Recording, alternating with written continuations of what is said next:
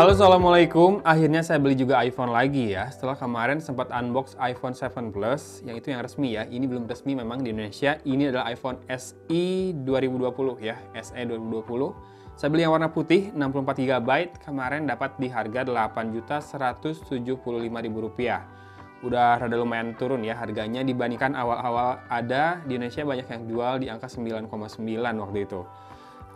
Seperti ini penampakan dari kemasannya. Ya, masih ada green peel-nya ya. Ini green peel ini panah hijau di plastiknya yang menandakan bahwa dia masih pakai plastik segelan aslinya Apple. Dan yang menarik dari iPhone SE 64 GB ini yang membuat saya pengen memilikinya adalah karena dia masih memiliki fingerprint scanner ya. Zaman sekarang kita pakai masker terus kebanyakan mungkin agak susah kalau pakai face recognition doang atau face unlock doang. Nah, ini juga sudah support fast charging, seingat saya 18 watt ya. Sudah ada NFC juga dan tentu sudah LTE juga. Dan kita akan cek apakah nanti bisa pakai SIM card Indonesia. Karena kan ini belum resmi, harusnya sih keblokir ya. Tapi kalau misalkan bisa dapat sinyal, bisa internetan, jadi pertanyaan juga ya. Karena saya lihat teman-teman YouTuber lain juga ada yang unbox belakangan ini dan dapat sinyal. Kemudian kenapa saya beli warna putih, yang warna merah terlalu gonjreng, dan warna hitam saya nggak terlalu suka sih warna hitam karena di kamera susah munculin warnanya. Kemudian apalagi ya yang harus dibahas kalau sebelum unbox, kayaknya udah ya, kita langsung unbox aja dulu. Biasanya cara unbox dari produk Apple gampang, tinggal ditarik yang green peel-nya itu, tuh nggak usah pakai cutter. Udah lepas semua plastiknya. Ya, seperti ini kemasannya. iPhone, tulisannya. Ada logo Apple-nya seperti biasa di bawah. Oke, ada partisi penutup di atas, Designed by Apple in California. Ini isinya, kita akan lihat. Ada Welcome to iPhone, side button, hold to turn on iPhone, press to sleep or wake. Jadi ini si power button namanya side button. Masih ada Touch ID-nya ya. Dan ini bukan tombol fisik harusnya. Walaupun nanti ada feels kayak ditekan gitu ya. Kemudian ini, sama sih, Welcome to iPhone, ini bahasa Cina sepertinya. Ini bahasa apa? Jepang atau ketukar, ya pokoknya itulah. Kemudian juga dapat SIM tray ejector seperti itu ya. Lalu di sini ada before using your iPhone, safety and handling, exposure to radio frequency, battery dan lain-lain ya. Ini juga hal yang sama, tapi dua bahasa lain. Sepertinya ini, ya pokoknya kayak huruf kanji gitu lah ya. Huruf Cina dan huruf Jepang. Tapi saya takut salah, koreksi aja kalau salah. Dan seperti biasa, dapat dua stiker buah Apple seperti ini ya. Sayang dari iPad aja masih belum dipakai sih stikernya. Ya, ini dia smartphone-nya, iPhone SE 2020. Ya, warna putih. Dan bedanya katanya dari iPhone 8 adalah logo Apple-nya yang sekarang ada di tengah ya, nggak di atas lagi. Jadi bodinya iPhone 8, kameranya juga sama, katanya kameranya iPhone 8, tapi beda di dapur pacunya sudah pakai Apple A13 Bionic ya kalau 13 ya. Berarti sama iPad mini 5 ini. Koreksi lagi ya kalau saya salah, soalnya saya nggak hafal kalau spek-speknya iPhone dan iPad. Jarang pakai soalnya, tapi nanti kita lihat lah. Saya akan coba ini sebagai driver, apakah bisa menggantikan Android saya. Mungkin PR-nya nanti adalah mindahin WhatsApp ya dari Android ke iPhone. Oke, kita lihat sisi persisinya aja langsung ya. Di kanan sini ada tombol side key atau tombol power lah ya. Kemudian ada slot SIM tray-nya di sini ya. Kemudian di sini ada dua garis antena. Di sisi atas tidak ada apa-apa. Di sisi kiri ada tombol volume up, volume down, dan ini buat mute-nya ya.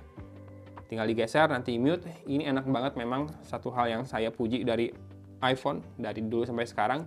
Kalau masih ada itu, jadinya kalau misalkan lagi di saku, kita pengen nge-mute ya, kita bisa lakukan tanpa mengeluarkan handphonenya, tinggal geser aja kayak gitu. Dan di sisi bawah ada port lightning, kemudian dua set speaker grill. Saya nggak tahu yang iPhone SE 2020 ini stereo atau tidak, nanti kita coba. Dan di sisi depan ini layarnya 4,7 inci, sudah retina display, ada kamera depannya, earpiece-nya di situ, dan kita akan lepaskan plastiknya. Warna putihnya menggoda ya. seperti itu. Dan kita akan cek apakah ini slot SIM tray-nya single SIM. Harusnya sih single SIM ya, karena nggak disebutkan oleh seller bahwa ini dual SIM. Dan nggak tahu juga, ada nggak sih iPhone SE 2020 ini yang dual SIM? Kalau yang iPhone XR, iPhone 11, kayaknya ada yang dual SIM ya. Oke, yang ini single SIM. Satu slot untuk nano SIM card saja. Oh iya, saya akan butuh SIM card sebentar. Kita akan langsung pasangkan SIM card ya, biar bisa ngecek sinyalnya juga. Ya kalau misalkan nggak dapat sinyal, pasti saya komplain sih ke penjual, karena nggak bisa dipakai di Indonesia buat apa. Oke, sudah terpasang, kita akan nyalakan. Sudah muncul logo Apple-nya, kita simpan dulu dan kita lihat apa yang ada di dalam paket penjualannya. Yang pertama, ini sepertinya Singapore set ya, karena colokannya 3 seperti ini. Berarti kamu akan butuh kepala charger tambahan ya, atau adapternya yang ke colokan listrik Indonesia, yang EU plug. Kemudian ini dapat earpods ya, masih yang colokannya lightning, nggak yang wireless. Dan entah kenapa iPhone sama hal apapun kayaknya pada nggak dapat casing, bener nggak sih? iPhone 11 series dapat casing nggak? Soft case gitu? Enggak kayaknya ya. Jadi kita dituntut untuk selalu beli casingnya, walaupun casing iPhone lucu-lucu ya. Saya selalu tertarik buat beli casingnya ketika beli iPhone. Dan ya iPhone itu casingnya banyak banget pilihannya. Kalau kamu ke mall juga pasti ada yang jual. Di Instagram banyak banget yang lucu-lucu. Dan di Shopee juga saya udah lagi order sih. Yang dari Asenaru, Rp99.000, tipis banget. Dan saya beli karena feels-nya atau finishing-nya matte. Saya nggak terlalu suka yang glossy di tangan. Ya ini kabel lightning-nya. Sudah ya, isi di dalam paket penjualannya cukup minimalis, tidak ada yang berlebihan, tidak ada bonus ekstra selain stikernya, nggak ada casing. Ya, tapi dapat headset ya, udah lumayan lah ya. Kita kesampingkan dulu. Di sini saya sudah siapkan iPad saya, kalau nanti begitu login Apple ID, dia akan minta verifikasi di Apple device yang sudah kita punya ya. Tekan tombol. Kita pilih bahasa, pilih region, bring your current iPhone or iPad near this iPhone to sign in and set up. Tuh, langsung muncul di iPad kita, iPad saya, iPad kita. Langsung muncul setup new iPhone, ya, dia langsung mendeteksi. Hold up your new iPhone up to camera. Oke, kita scan.